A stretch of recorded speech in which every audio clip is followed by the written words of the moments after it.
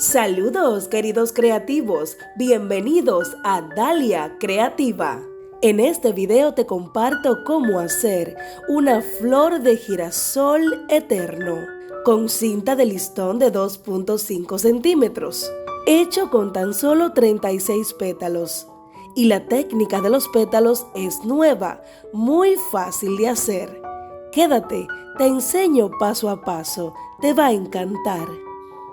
Muchas gracias por tu apoyo, ver mis videos, comentar, darle like, aprender y suscribirte. Quédate hasta el final.